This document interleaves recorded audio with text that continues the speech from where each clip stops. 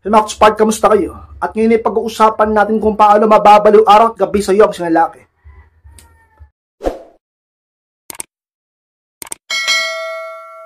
At kung handa na kayong labas na po tayo, at muli, be inspired!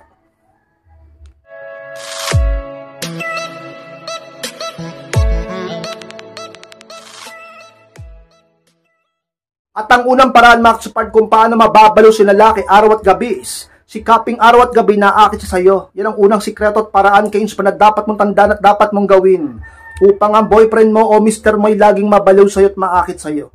Alam niyo mga Spark, gumagawa kayo dapat ng paraan. Hindi masyado kang mayabang at masyado kang kampante. At lagi mong sinasabi na hindi kanya ipagpapalit sa iba sapagkat yun ang sinasabi niya at pinapakita niya. At lagi mo namang nararamdaman ng pag-ibig niya. Sinasabi ng karamihan sa inyo na hindi niya gagawin sa akin yan kay Inspired. Sapagkat mahal na mahal ako ng asawa ko. Mahal na mahal ako ng boyfriend ko. Hindi niya gagawin sa akin yan. Huwag kang masyadong kampante. Sapagkat bilog ang mundo. At walang permanente sa daigdig. At laging merong pagbabago. At lalaki yan. At lahat ng tao ay talagang nagkakamali. Walang perpekto. Gusto mo bang magkamali muna siya? Gusto mo bang pagdaanan nyo pa yan? Talaga namang ka-inspired ngayon palang agapan mo na. Prevention is better than cure. Talaga naman huwag ka kasing tatamad-tamad sa sarili mo. Yung iba ginagawa na ng dahilan para hindi mag-ayos, para hindi magpa-sexy, para hindi pumorma, para hindi magpabango, para hindi magpaganda, para magkuripot pa. Huwag kang puro dahilan. Kailan ka kikilos? Kailan ka mag-self-improve? Kailan ka magpapaganda kapag huli ng lahat? Kapag hindi ka niya nagusto? Pag hindi ka na niya mahal? Pag hindi na sa'yo umiikot ang mundo niya? Pag nasa kanlungan na siya ng iba, kapag meron na siyang ibang mahal, doon ka palang magsisisi, doon ka palang kikilos, hindi ba't dapat ngayon? Talaga namang ka-inspired sa isang mga sekreto.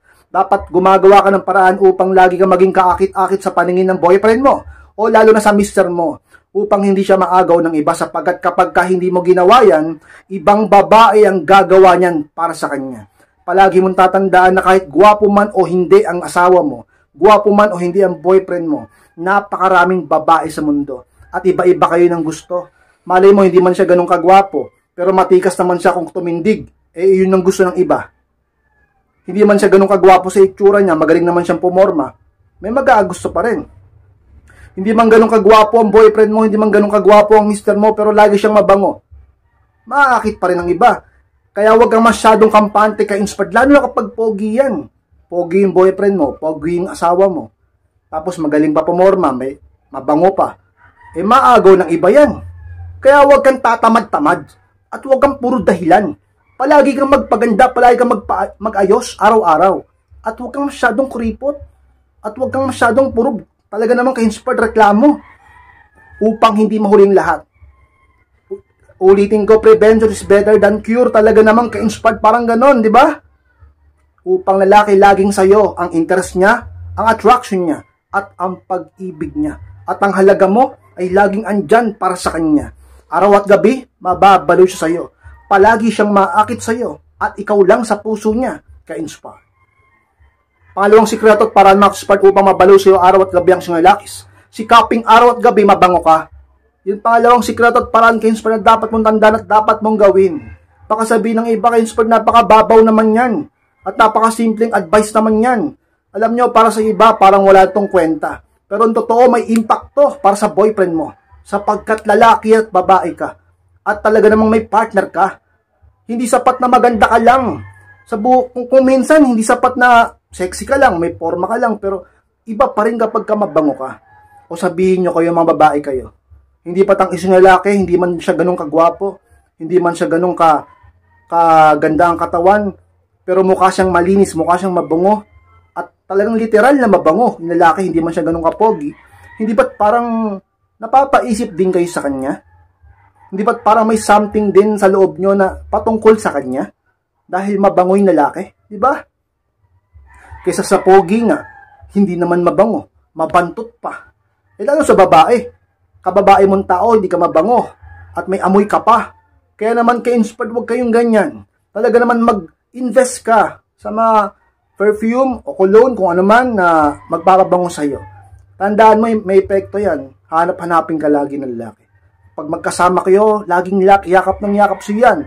Dikit ang dikit sa yan. Kapag magkasama kayo, napakalambing yan. Kapag magkasama kayo, napakaromantiko niyan. Kapag nagkakalayo kayo, talaga isa sa mga bagay na maalala niya sa iyo. Ang iyong amoy. Maaari niyang makalimutan ng mga sinabi mo. Maaari niyang makalimutan kayo sa mga kinain niyo. O kung ano man ang something na suot mo, o pinakita mo, o binulong mo. Pero yung amoy mo, na talagang mabango, nung nagkasama kayo, sa mga bagay na tatatak hindi lang sa ilong niya, hindi lang sa utak niya, kundi sa puso niya. Sikreto upang isang lalaki laging mabalo sa iyo at laging hanapin ka ka-inspire. Patlong paraan ma-inspired upang mabalo sa iyo araw at gabi ang isang lalaki.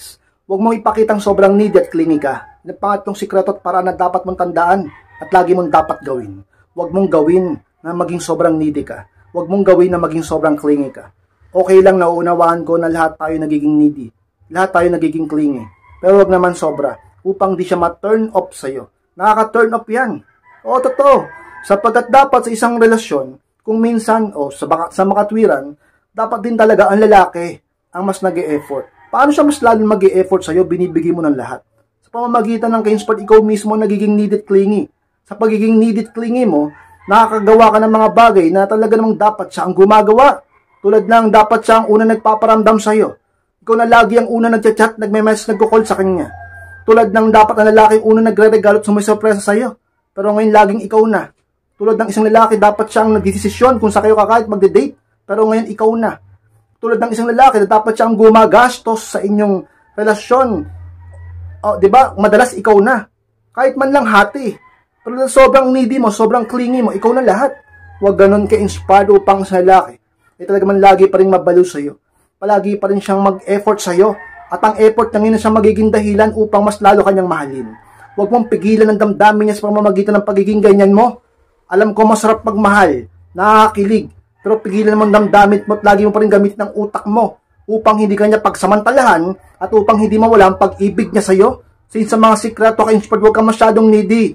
Hintayin mo siyang una magparamdam. Huwag kang laging available. Magpaka-busy ka at huwag laging mabilis mag-reply. Sa mga sikreto, upang lagi siyang mabalo sa iyo, ka-inspire.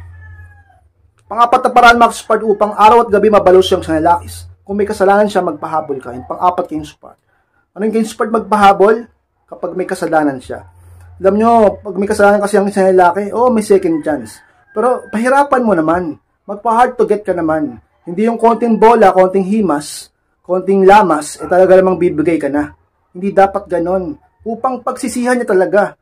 Upang hindi na siya umulit pa. Upang matuto siya. Di ba yung iba dyan, konting lang, sige, okay na tayo, pinapatawad na kita. Hindi masama magpatawad. Pero dapat, turuan mo rin siya ng leksyon. Di ba? Upang maging deserve niya yung pagpapatawad mo. Maging deserving siya sa second chance. Di ba? Ganun yan, hindi yung porket mahal na mahal mo siya, nagiging marupok ka kagad, nagiging martir ka. Hindi dapat ganun. Kaya tingnan mo, inuulit. Diba? Sabi niya, nangako siya, sumumpa pa siya na hindi na ako uulit, hindi na ako manloloko, hindi na ako mambaba, hindi na ako sasaktan. Pero inulit na naman sapagkat madali kanyang nakuha. Dapat pahirapan mo upang matuto, isipin niya, hindi na ako dapat umulit pa. Nakakatakot na, baka susunod, hindi na ako pagbigyan nito. Ganun dapat eh. Hindi yung, madali lang niya pala akong pinatawad, madali lang pala itong mauto, madali lang itong makuha, madali lang itong amuhin. Okay na to. Pwede kong ulitin kasi papatawarin naman ulit ako nito, marupok to eh. So ba, ganun yung isipin niya sa'yo? Dapat ang isipin niya sa'yo, hindi na ako ulit. Kasi, sigurado ako, hindi na ako pagbibigay ito sa susunod. Wala nang third chance. Ganun dapat. Huwag kang easy to get, mag-hard to get ka. Pagka may kasalanan sa'yo, magpakipot ka, sabihin natin, magpa-hard to get ka. Hindi yung bigay agad. Hindi yung buka agad na naman. Hindi yung, di ba? Ganyan yan eh. Sa mga sekreto. Upang araw at gabi, lagi pa rin mabalo sa lalaki. Ka-inspired. Palimang paraan ma-inspired upang mabalo sa iyo araw at gabi ang siyang lalakis. Mahalin ang iyong sarili sa lahat ng panahon. Yung palimang inspired. Isa yun sa mga sekreto, dapat mo talagang gawin. Kapag minahal mo ang sarili mo sa lahat ng panahon, sigurado ka inspired, ikaw ay hindi maghahabol sa lalaki. Sapagkat alam mo kung paano mahalin ang sarili mo.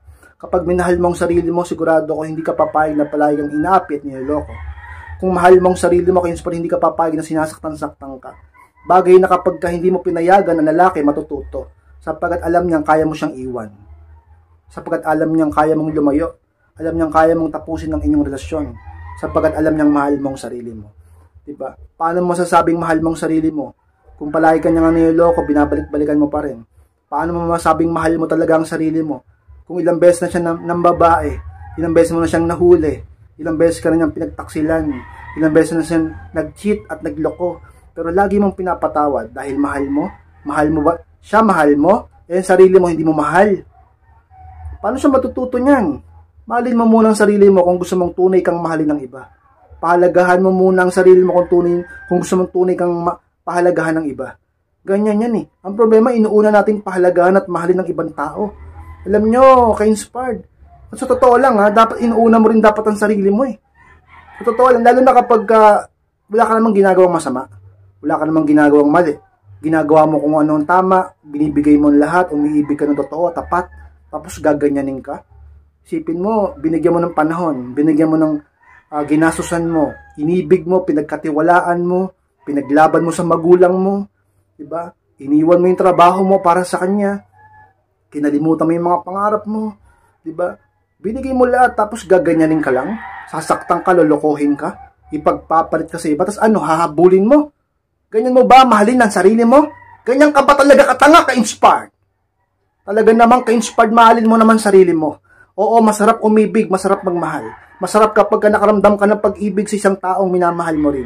Pero lagi mong tatanda na dapat lahat ng bagay sa mundong ito ay may hangganan. Lalo na kapag sobra at hindi na makatwiran para sa'yo.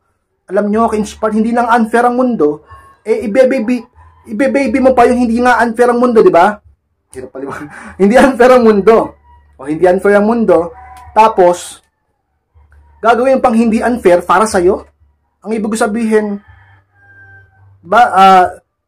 ginagawa ka na nga bobot tanga, palagi mo pa rin tinatanggap. Unfair sa'yo. Unfair na nga ang mundo, gagawin mo pang unfair ang sarili mo. Hindi ba't pwedeng lumaban ka kahit sa papaanong paraan dapat lumayo ka naman para siya ay matuto? O hindi ganun katapat ang mundo. Pero at least meron siyang matutunan sa karanasan niya dito sa daigdig. Sa pamamagitan mo. At sa katagalan mali mo sa pagbabalik niya ay muli siyang matutot, ibigin ka niya ng tapat.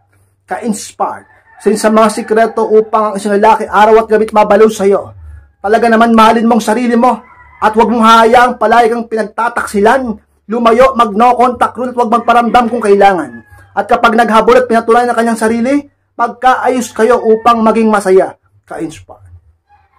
Max-inspired, maraming salamat po sa pagtapos ng vlog nito. Huwag pong kalimutan na mag-like, comment, and share na rin po upang makatulong din tayo sa iba. At sa mga hindi pa mo subscribe, click nyo po subscribe, Max-inspired, click nyo na po notification bell upang ma-notify kayo pag may bago akong upload. Sa mga gusto magpa-coaching o magpa-advice, message lang po ako sa aking Facebook, yung profile picture ko pag nakita nyo yan sa FB, basta nakashades ako at nakakulay po lang follow, talaga naman ka-inspired, message lang po ako dyan, ako mismo magbabasa ng mensahe nyo.